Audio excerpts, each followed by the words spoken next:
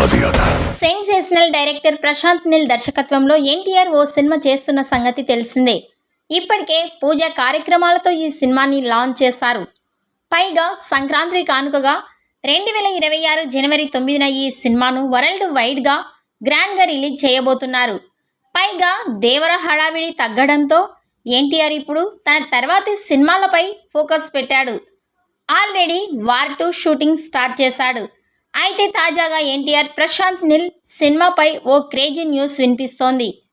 ఈ సినిమా కోసం ప్రశాంత్ నీల్ కొత్త నేపథ్యాన్ని తీసుకున్నారని, తారక్ పాత్రతో పాటు సినిమాలో మరో స్పెషల్ పాత్ర కూడా ఉంటుందని, ఈ నెగిటివ్ పాత్రలో మరో హీరో కనిపించే అవకాశం ఉందని టాక్ నడుస్తోంది.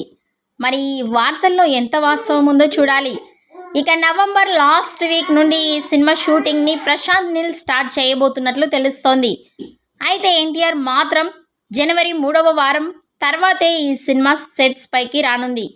అప్పటి వరకు వార్ 2 సినిమా షూటింగ్ చేస్తాడు. మొత్తానికి భారీ బడ్జెట్తో తెరకెక్కిస్తున్న ప్రశాంత్ నీల్ ఎన్టీఆర్ సినిమా గురించి నిత్యం ఏదో ఒక రూమర్ వినిపిస్తూనే ఉంది. ఈ వీడియో నచ్చినట్లయితే లైక్ చేయండి, షేర్ చేయండి. మరిన్ని లేటెస్ట్ అప్డేట్స్ కోసం మా ఛానల్ని సబ్స్క్రైబ్ చేసుకోండి.